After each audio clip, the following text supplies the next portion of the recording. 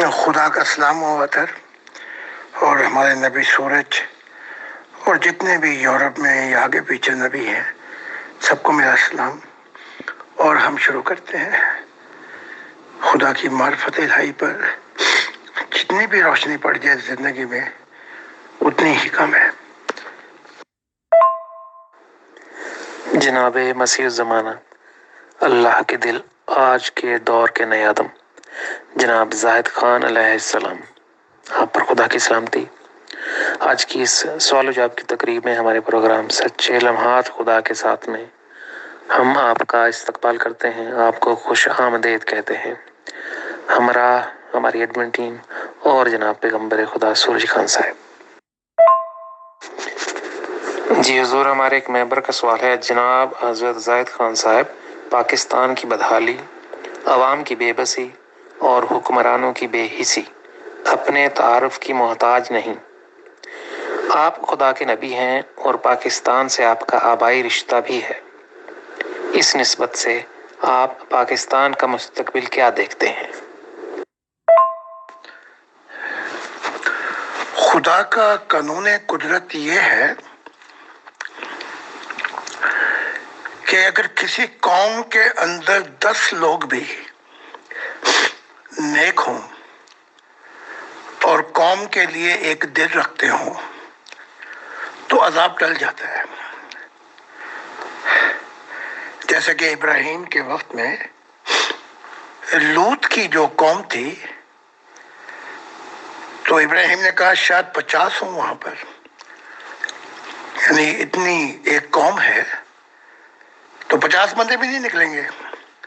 فرشتوں نے کہا اگر 50 ہوئے، خدا نے کہا کہ ابراہیم سے پہلے پوچھ لینا، ان کا 50 ہوں گے تو ہم چھوڑ دیں گے۔ 40 30 10 پہ بات آئی تو ابراہیم نے کہا 10 تو ہوں گے نیک لوگ۔ تو جو پاکستان ہے وہ 10 بھی نہیں تھے وہاں پہ۔ تو پاکستان قوم جو ہے، ان کے جو بڑے ہیں وہ تو بگڑے ہوئے ہیں،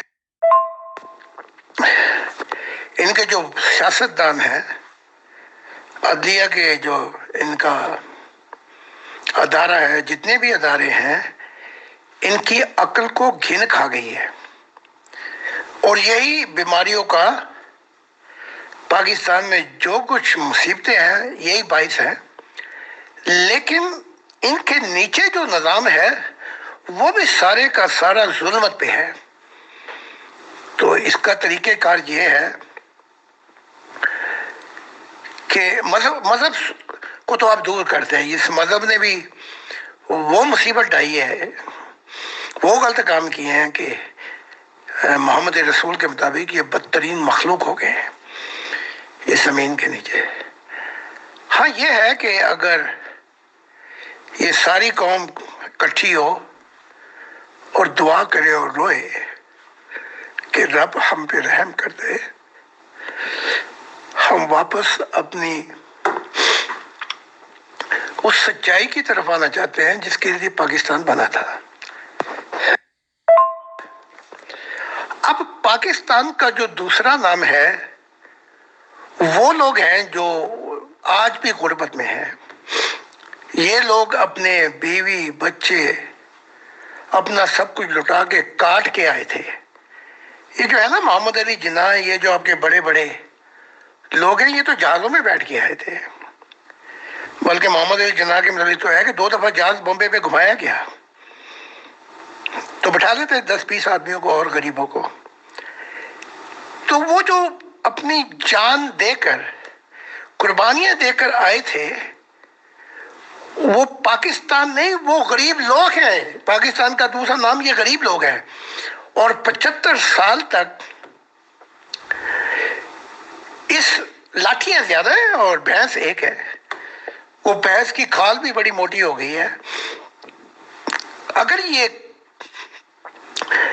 پاکستانی قوم معافی مانگے اور کہے کہ ہم ظلمت اور ظلم سے بعد آئیں گے، غلط جو نظام کو ہم غلط استعمال کر رہے ہیں اس سے بعد آئیں گے، اور اے خدا ہم پہ رحم کر دے، تو پھر کوئی راہ نکل سکتی ہے۔ نمبر 2 یہ ہے کہ انہوں نے نبیوں کو بھی اٹھا کے باہر پھینکا ہوا ہے۔ جن نبیوں کی دعا سے کچھ ہو سکتا تھا. تو کیا کہا جا سکتا ہے؟ جی حضور بہت شکریہ جی. ہمارے ایک ممبر فرماتے ہیں زید خان صاحب سے سوال ہے کہ مذہبی تعلیمات کے ساتھ ساتھ کئی اسلامی صوفیہ کرام نے بھی فرمایا کہ اللہ تعالیٰ نے حضرت محمد عربی کو ایک خاص نور سے پیدا کیا تھا اور یہ کہ ان کا نور سب سے افضل نور ہے. کیا اس بات میں کسی طرح کی کوئی حقیقت ہے یا محض افسانہ ہی ہے؟ اس میں کوئی حقیقت نہیں ہے.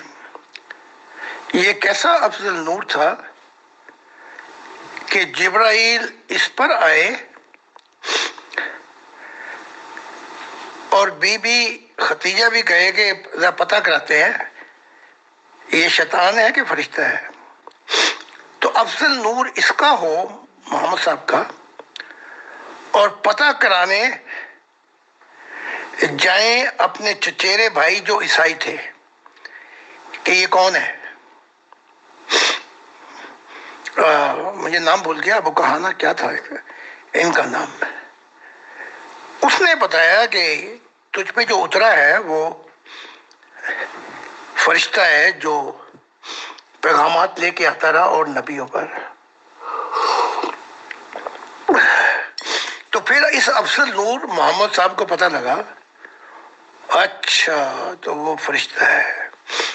تو یہ کیسا افضل نور کہ جس پہ فرشتہ اتر رہا ہے، افضل نور کو ہی نہیں پتہ لگ رہا کہ مجھ پہ کون اترا ہوا ہے.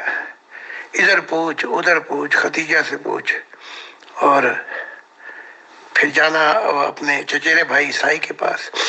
پھر اس نے بتایا اصل حقیقت. کل انسانیت کو خدا نے اپنی روح دی، لیکن اس روح کو یعنی کہ ہم کہتے ہیں انگلش میں subject of universal prime force, اندھیرے میں پیدا کیا اور پھر اپنے نور کا پرتو ڈالا. تو اس میں ساری انسانیت آ جاتی ہے. اب کوئی کتنی محبت نکھارتا ہے، اس محبت میں کتنے بیج ہیں جو پھٹیں گے تو نور اس کو ملے گا. یہ انسان کی کوشش پر ہے، اس کی نیت پر، اس کی کوشش، اس کے نتائج پر ہے. یہ کسی کے باپ کی میراث نہیں ہے. حتیٰ اگر ایسا ہوتا کہ محمد صاحب کو افضل نور، موسیٰ کو افضل نور اور باقیوں کو ٹھیکے پہ بنایا ہوتا تو اسے خدا نہیں کہا جا سکتا، اسے بے انصاف خدا کہا جاتا کہ اس کے لیے اور برہمن اور شودر اور کھتری اور. لیکن ایسا خدا نے نہیں کیا. تو خدا بڑا مہربان اور سب کے ساتھ ایک جیسا ہی سلوک کرنے والا ہے. یا کیا محمد صاحب کو 2 دل دی ہیں یا 4 آنکھیں دی ہیں؟ نہیں، جو محمد صاحب کو دیا وہی آپ کو دیا. جی حضور بہت شکریہ جی. ہمارے ایک ممبر فرماتے ہیں جناب زاہد صاحب میں صرف اتنا ہی جاننا چاہتا ہوں کہ اللہ تعالیٰ نے عورت کو کیوں پیدا کیا؟ حضرت آدم بھی ایک عورت کی وجہ سے سچے راستے سے بھٹکے، حابیل کا قتل بھی ایک عورت کی وجہ سے ہی ہوا، اور آج بھی جتنے مسائل ہیں ان کی وجہ اکثر اوقات عورت ہی ہوتی ہے. یوں تو ایک مرد ہمیشہ عورت کی محبت میں ہی راحت چاہتا ہے، لیکن مرد حضرات کے اکثر مسائل کی وجہ بھی عورت ہی ہوتی ہے. نہیں، ایسا نہیں ہے. میں صاحب مشاہدہ ہوں. میں ایک آدم سے نہیں ملا، کروڑوں خربوں آدم سے ملا ہوں. لیکن آدم نے خدا کی نافرمانی کی اور خدا کا نافرمان بن کر وہ محبت جو خدا کی تھی وہ عورت کو دے دی.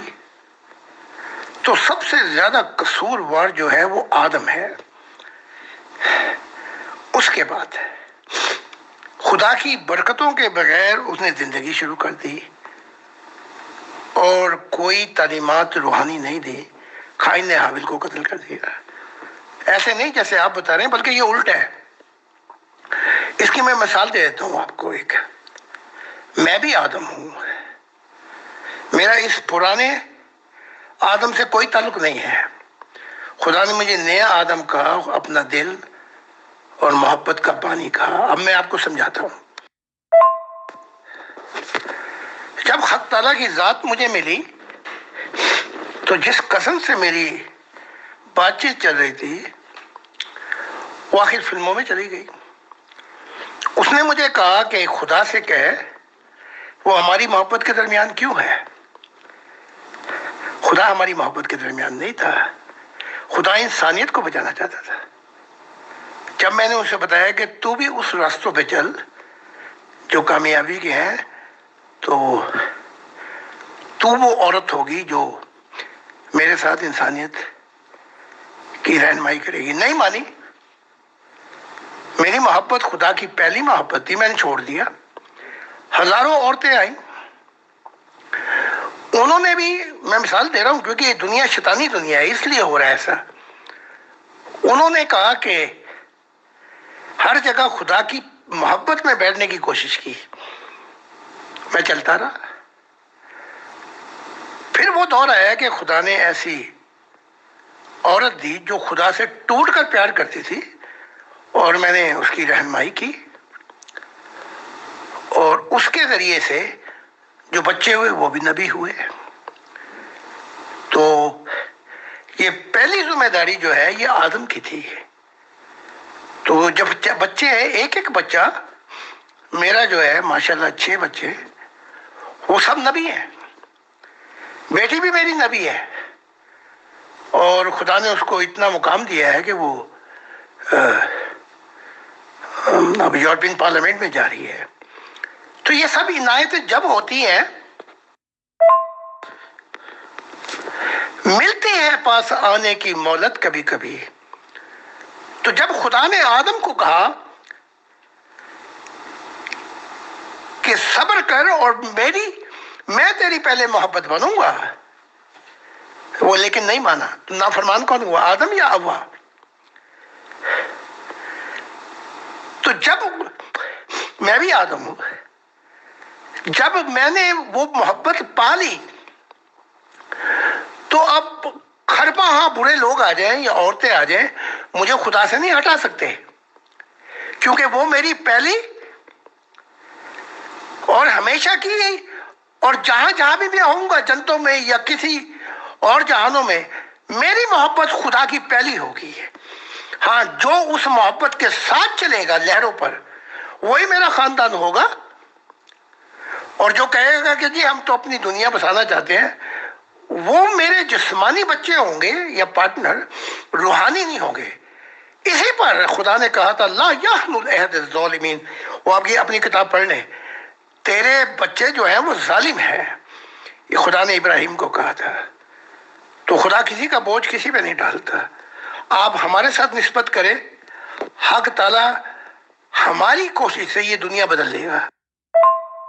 جی ضرور، بہت شکریہ جی. ہمارے ایک ممبر فرماتے ہیں زاہد صاحب آپ کی کتابیں پڑھ لینے سے خدا مل جاتا ہے یا آپ کوئی چلہ یا اسم اعظم بھی دیتے ہیں؟ ویسے تو میں نے کئی بار آپ کے ویڈیوز میں ایسا سنا ہے کہ لوگوں نے آپ کی تعلیمات پڑھی اور انہیں اللہ تعالیٰ کا دیدار ہوا، لیکن یہ اتنا آسان کیسے ہو سکتا ہے کہ ایک کتاب پڑھو اور اللہ تعالیٰ سے ملاقات ہو جائے؟ یہ بات سچائی سے زیادہ معجزاتی معلوم ہوتی ہے. یقیناً انسان خسارے میں ہے، اس نے اپنے خدا کی قدر و قیمت ہی نہ جانی.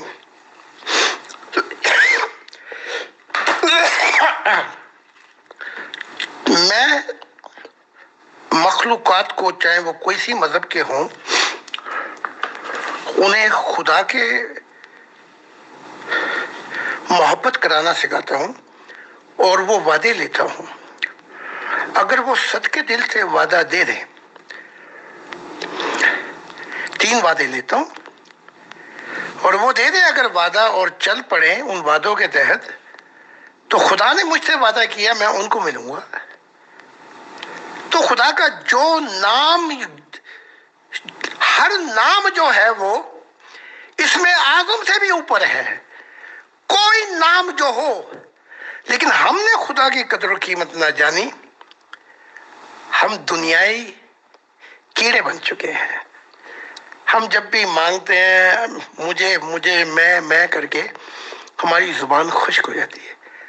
تو جو وعدے میں لیتا ہوں اور کوئی صدقے دل سے چل پڑے تو خدا کا مجھ سے وعدہ ہے نئے آدم سے کہ میں ان کو ملوں گا، اور وہ 3 وعدے جب آدمی مجھے دے دیتا ہے تو میں جنگل میں پہنچ کر اس کے لیے دعا کرتا ہوں، خدا کا نور آتا ہے اور خدا کا وعدہ ہے اگر وہ چلے گا تو میں ضرور آؤں گا اور اپنا دیدار کراؤں۔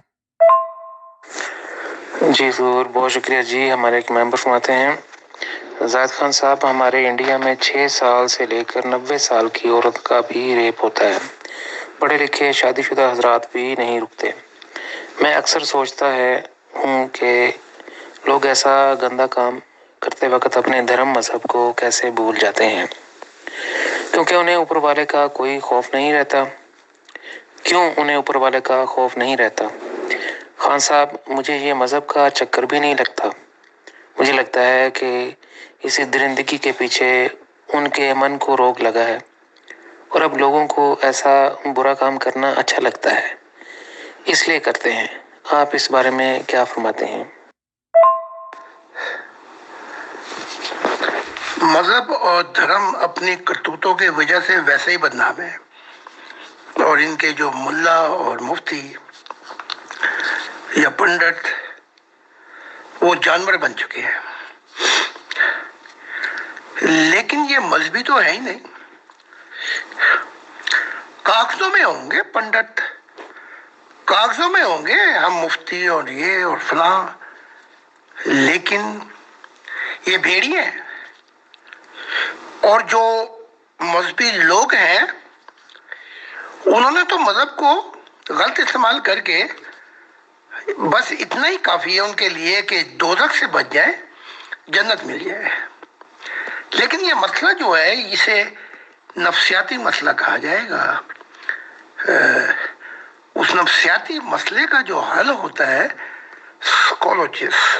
سائیکولوجیکل، وہ یہ ہے کہ مذہبوں سے ہمیں ڈرایا جاتا ہے، لیکن ہمارے ملکوں میں جو تعلیمی معیار ہے وہ بھی گھٹا گھٹا ہے، مذہبوں کا بڑا اثر ہے۔ اس لیے ہمیں اپنا تعلیمی معیار بین الاقوامی کرنا پڑے گا۔ نمبر 2، ہمیں سوشل ایجوکیشن دینی پڑے گی۔ اس کے لیے اسکول نہیں، بلکہ اس کے لیے ہر گاؤں، چھوٹے چھوٹے دیہاتوں میں ایسی سوشل ٹیمیں آئیں جو ان کو تعلیم دیں اور اس کے نتائج بتائیں۔ اب دیکھیں نا، ایک مسلمان جو ہے وہ غیرت کے نام پہ قتل کر کے اور پھر ان کے گھر میں سے کوئی اسے معاف کر دیتا ہے، وہ باہر آ جاتا ہے تو وہ شہ دیتا ہے اوروں کو کہ بھئی واہ واہ واہ، بڑا فخر کا کام کیا، تو پھر وہ بھی ایسا ہی کام کرتے ہیں۔ لہذا اس مذہب کو یہاں سے نکال ہی دیا جائے، ذاتی مسئلہ ہے۔ اب جو کانسٹیٹیوشن دیکھ لیں آپ، اس میں مذہب جو ہے یا پاکستان کا یا ادھر India should not influence for the affair of government، اس کو علیحدہ کیا گیا ہے۔ تو حقائق یہ ہے، پہلے ہمیں اپنا معیار بین الاقوامی تعلیمات کے اس پہ کرنا پڑے گا۔ انڈین کلچر ٹریڈیشن، انڈین مذہب، ادھر محمود غزنوی، ادھر چنگیز خان، ادھر ٹیپو، ادھر جو اپنے لڑاکے کھڑے کیے ہوئے ہیں۔ نمبر 2، سوشل ایجوکیشن جو ہے وہ یورپ میں بچے کو دی جاتی ہے اور اسے بتایا جاتا ہے کوئی اگر اس نے ایسا کام کیا جو قانون سے کی زد میں آتا ہے تو قانون لاگو ہو جائے گا تجھ پہ۔ اور یہ بچے جو ہیں جب بڑے ہوتے ہیں تو انہیں پتہ ہوتا ہے کہ یہ انڈیا اور پاکستان کا عدالتی نظام نہیں ہے، پولیس، ایجوکیشن ملی ہوئی ہے، تو وہ بڑے احتیاط کرتے ہیں۔ یہاں لہذا محبت میں اگر کوئی کسی سے مل لے، دل لگا لے، وہ علیحدہ بات ہے، لیکن بہت کم ریپ کے کیس ہوتے ہیں اور اس کا انجام دیکھ کر لوگ ویسے ہی ڈر جاتے ہیں۔ جی حضور بہت شکریہ جی۔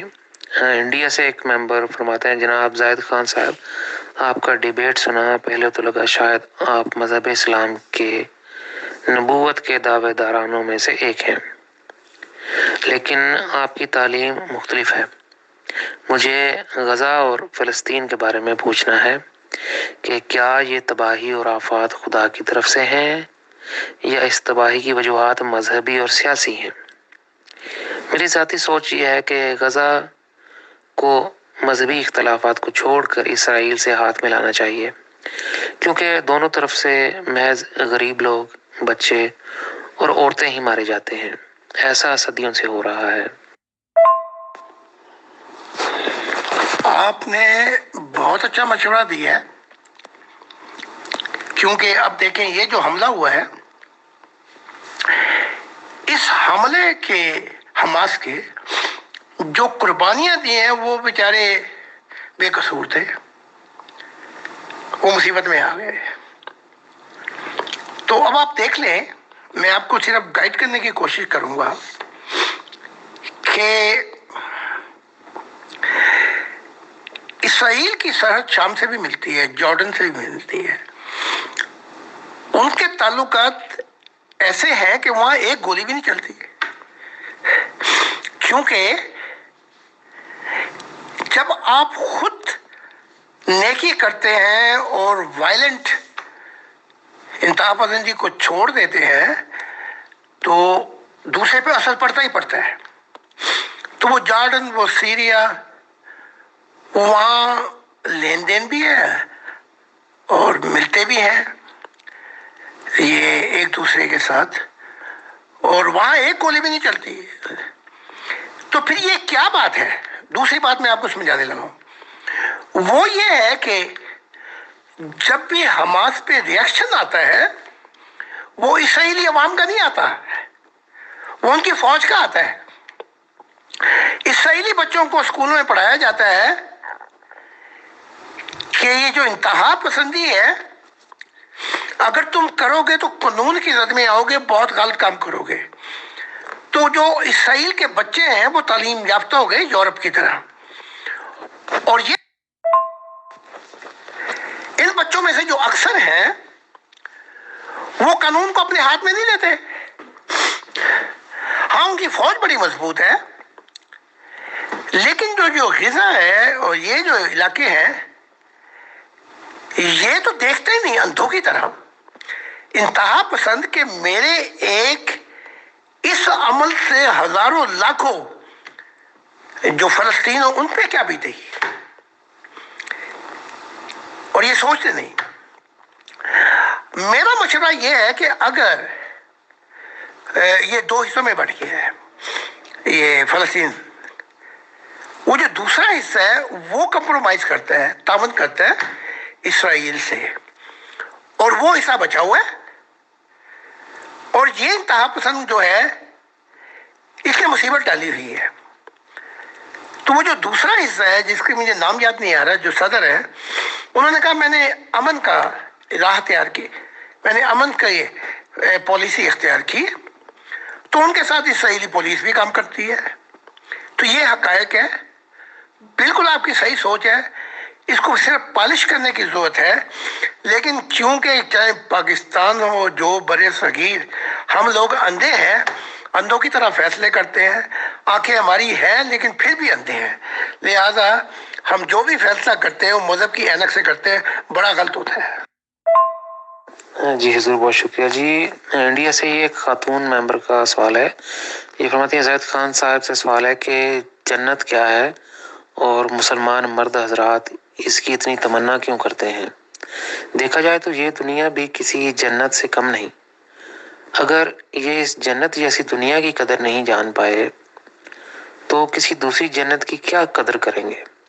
سچ تو یہ ہے کہ مجھے ایسے لوگوں کی جنت میں نہیں جانا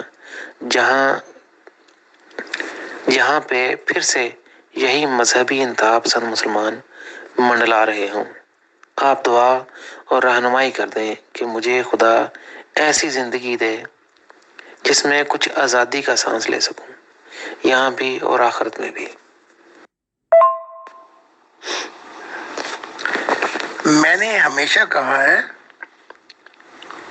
دنیا خدا کے پیار میں یہ بھی جنت سے کم نہیں، اور اگر ایک جھلک خدا کی ہو جائے تو وہ زندگی سے بھی بہتر ہے، کیونکہ جہانوں میں لکھا جاتا ہے کہ یہ خدا کا محب ہے۔ اب یہ جو ہے لوگ ہیں، انہیں جنت کی تمنا نہیں ہے، انہیں اپنی خواہش اور تمناؤں کی تمنا ہے۔ یہ چاہتے ہیں کہ کام سارے ہم نے گندے کرنے ہیں، دنیا کے ظلم کے غلط استعمال، پورے ملک کا کھانا خراب کر دینا ہے ہم نے۔ لیکن مذہب کو جو پتا ہے کاٹ وہ استعمال کرتے ہیں اپنے نبیوں کو بیچ میں لا کے کہ ہمیں دوزخ سے بچ جائیں گے اور جنت میں داخل ہو جائیں گے۔ یہ ان کے گند خیالات اور اندر کا جو کوڑا کرکٹ ہے وہ سامنے آتا ہے۔ اب جنت ہے کیا؟ روحانیت کی جو تعلیمات ہے وہ بتاتی ہے کہ جنت کا جو بیج ہے وہ انسان کے دل میں پڑتا ہے، اور جب وہ بیج پھٹتا ہے تو اسی روح کے اندر خالی سوچ آ جاتی ہے، اسی انسان کو اس دنیا میں سکون آ جاتا ہے، اور یہی انسان نہ ختم ہونے والی محبت کا ذائقہ چکھ لیتا ہے، اور خدا موت کے پردوں کو ہٹا کر اسے سفر کراتا ہے۔ تو جو جنت ہے وہ نام ہے ان چیزوں کا، کیونکہ سکون ہمیشہ کسی چیز سے بھی حاصل نہیں ہو سکتا، یہ خدا کے نور میں ہے، نہ ختم ہونے والی محبت خدا کے نور میں ہے، اور ہمیشہ کی آزادی کے پنچھی پروازیں کرتا رہے جہانوں میں، یہ بھی خدا کے نور میں ہے، اور یہ کہ انسان کی تمنائیں ختم ہو جائیں سوائے اپنے خالق کے، یہ بھی خدا کے نور میں ہی ہے۔ تو جو نور ہے وہ چھپا ہوا ہے خالق کی محبت میں۔ تو اگر آپ ہماری طرف آئیں تو ہم کسی مذہب میں نہیں لے کے جائیں گے، ہم آپ کو خدا سے ملائیں گے۔ جی ضرور، بہت شکریہ جی۔ ایک ممبر کا سوال ہے، زاہد صاحب میں ایک ایکس مسلم ہوں اور میرے خدا کے وجود پہ کچھ سوالات، کچھ اختلافات ہیں۔ مجھے کبھی نہ سمجھ نہیں آئی کہ مذہب کی تعلیمات کے مطابق خدا لوگوں سے کیا چاہتا ہے۔ معذرت کے ساتھ، لیکن میں ایسے خدا سے کبھی متاثر نہیں تھا، مگر اس سے ڈر لگنے لگا تھا۔ آج بھی خدا کے ڈر سے ڈر لگتا ہے۔ آپ کے نزدیک خدا کی تعریف کیا ہے، یا وہ کیسا خدا ہے؟ مذہب والوں نے خدا کو ایک ایسا ڈراؤنا خواب بنا دیا ہے کہ لوگ مذہبوں سے نکل کے جا رہے ہیں۔ یہ حالت یورپ میں بھی ہے۔ میں آپ کو خدا کی تعریف بیان کرتا ہوں، جو میں مسیح الزمانہ ہوں، خدا کا دل ہوں۔ خدا نے کہا کہ میں شعور میں تھا لیکن تخلیقات کچھ نہیں کی میں نے، کوہ مکان کا شعور تھا میں، اس سے پہلے میں لاشعور میں تھا، اکیلا تھا، لیکن کانسیپٹ تصور زندگی کا نہیں تھا۔ تو جب میں نے زندگی کا سوچا تو پہلے محبت کو جنم دیا میں نے۔ خدا کی ذات کہہ رہی ہے میری محبت اگر نہ ہوتی تو کوہ مقام زندگی بھی نہ ہوتی۔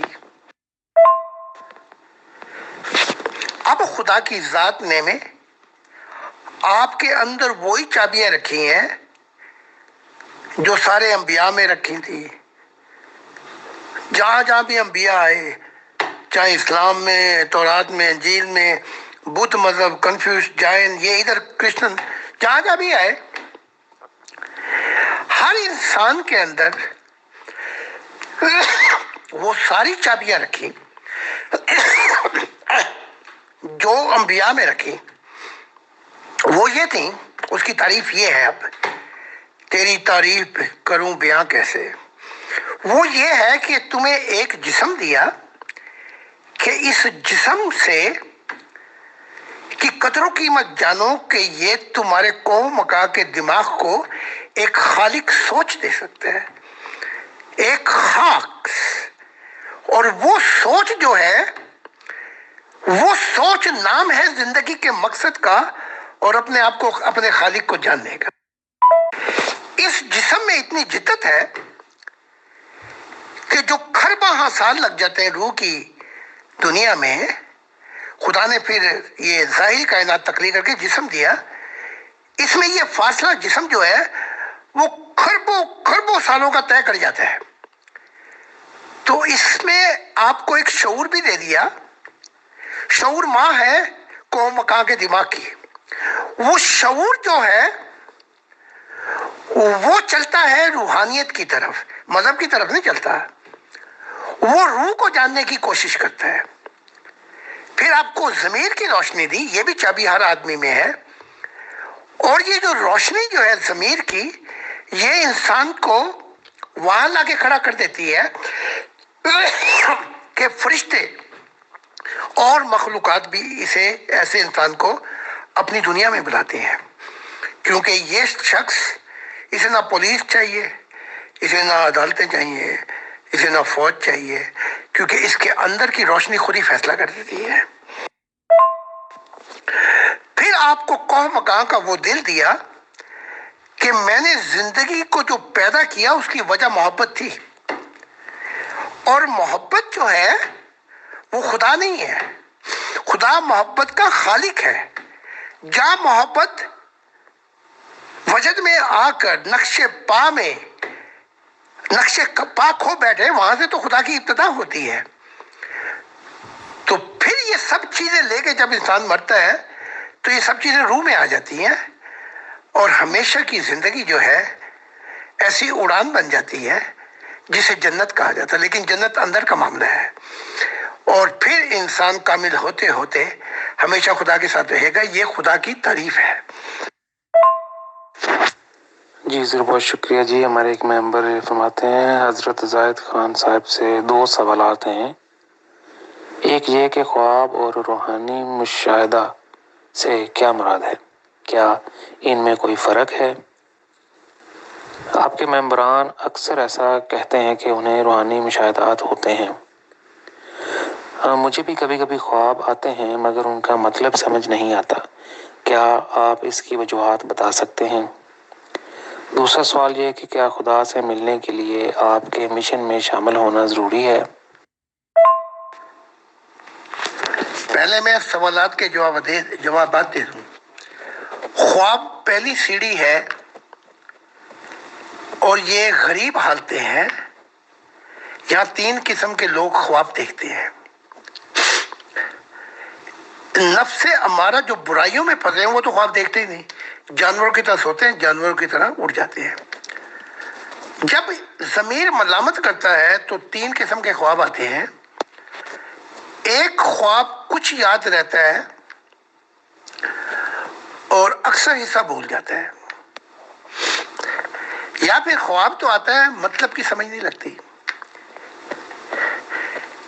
تیسرا خواب جو ہے وہ یہ ہے، یہ خواب کی انتہا ہے. آپ خواب دیکھ رہے ہیں، اٹھ بیٹھے اور وہ خواب پھر بھی چل رہا ہو بیداری میں. یہ خواب کی، یہاں خواب کی دنیا ختم ہو جاتی ہے. مشاہدہ الہی کیا ہے؟ مشاہدہ الہی خوابوں سے اوپر ہے.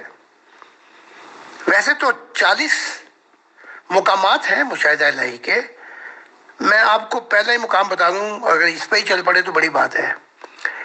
یہ زمین جو ہے، یہ اینٹ روڑے کی، मटीरियल, ये खिसकती है, हटती है, फटती है, फिर एक नूर आपको लेकर चलता है रूह की दुनिया में, और उस मुशाहिदा इलाही में जो जो आप देखते हैं, देखकर फिर वो नूर जब वापस आता है तो फिर ये जो ज़मीन है, ये मैटर, ठोस ज़मीन, ये फिर वापस आ जाती है। ये मुशाहिदा इलाही है। तो इसके बाद भी और स्टेजेस हैं, लेकिन ये काफ़ी आपके लिए। ख्वाब भूल जाते हैं, चारों में से एक वजह हो सकती है, या कोई शख्स झूठ बड़ा बोलता है, या दुनियाई की दौड़ में कीड़ा बन चुका है, या उसका बैलेंस जो है कभी बुराई की तरफ चला जाता है, फिर आता है, और फिर चौथा जो है वो ये है कि अब वो अपने इर्द गिर्द के माहौल को नहीं बदलता। इनमें से एक किस्म हो सकती है कि सवाल भूल जाते हैं। अब ये कि क्या मेरे मिशन में आना जरूरी है? हाँ, मेरे मिशन में आना जरूरी है। ये किसने कहा? खुदा ने कहा कि तू अपने वक्त का मसीह ज़माना है, तू इंसानियत को मुझसे मिलाएगा, मजहब नहीं बनाएगा। तो हमारा जो ये तालीमात है वो ही इंसान को खुदा से मिलाती हैं। बस हम 3 बातें लेते हैं। अगर सदक से, पूरी वफा से, पूरी सांसों तक वो अगर निभा दे तो उसके लिए खुदा ने कहा अब मजहब की सब लपेट दी, अब खुदा का दौर शुरू होगा। एक इंसानियत का खानदान जिसका महवर खुदा की जात होगी, नए इंसान होंगे। तो इसलिए खुदा ने मुझे भेजा है। तो मुबारक है वो लोग जो खुदा के मददगार हैं, उसे हम ज़दीनी कहते हैं, कोई मजहब नहीं है। जो खुदा के मददगार होंगे और अपने आप को भी खुदा से मिलाएंगे, अपने ख़ानदान को भी, सोसाइटी को भी, और कौम को भी, और दुनिया को भी। तो ये नया निज़ाम है, नई तालीमात है। तो इसलिए आप देर ना करें, अपना वक्त ज़ाया ना करें, क्योंकि मसीह ज़माने का दौर हर दौर में नहीं आएगा। फिर तो खुदा की दुनिया आ जाएगी, फिर तो खरबों इंसान तमन्ना करेंगे कि हम मसीह ज़माना के दौर में होते जो खुदा का दिल था। लेकिन वो तो फिर वक्त गुजर गया है, इसलिए आना बड़ा ज़रूरी है।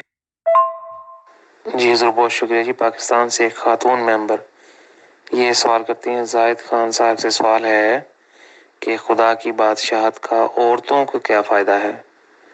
अगर खुदा की दुनिया आ भी जाए तो ये मुआशरा तो फिर भी मर्दों के हाथ में होगा, या यूँ कह लें कि इसका औरतों को क्या फ़ायदा होना चाहिए ताकि औरतें भी खुद को खुदा की दुनिया का बराबरी के साथ हिस्सा समझी जाएं।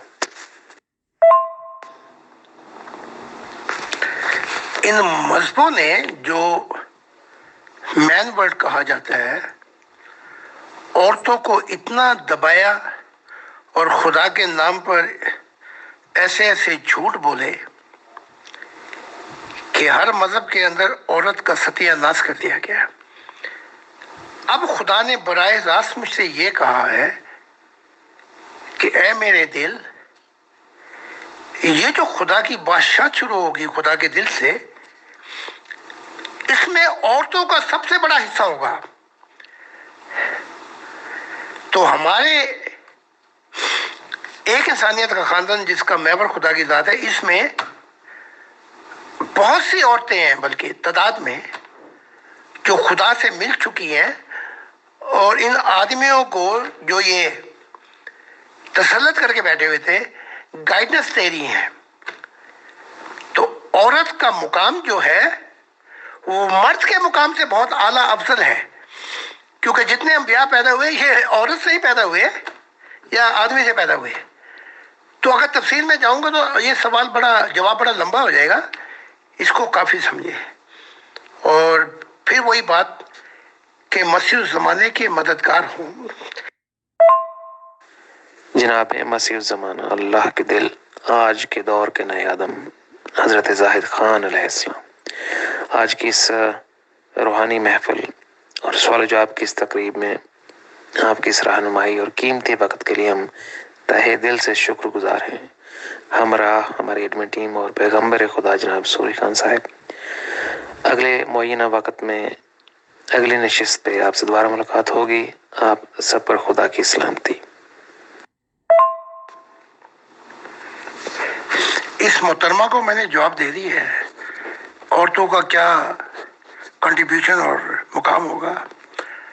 میں پھر ان سب لوگوں کو یہی کہتا ہوں کہ ہم آپ کا مذہب نہیں بدلتے، آئے اور یہاں یونیورسل خدا سے ملاقات کریں، یونیورسل انسان بن جائیں، اور اگر خدا سے مل چکے تو پھر تو مطلب رہ گیا بہت پیچھے۔ خدا تو آپ کو آگے کھینچ دے گا، اور وہ وعدے جو اس نے کہے ہیں وہ میری دنیا ہوگی پھر۔ تو یہ دور جو ہے خدا کی دنیا کا ہے، تو آئیں اور مسیح کے مددگار ہوں، کیونکہ میں تو یورپ میں زیادہ سیمینار تعلیمات دے رہا ہوں، تو یہ مہربانی عطا صاحب کی یا سوری صاحب کی کہ وہ کوشش کریں یا دوسروں کی، تاکہ تعلیمات آپ تک پہنچ جائے۔ تو خدا نے چاہا تو پھر اگلے سوس میں ملاقات ہوگی۔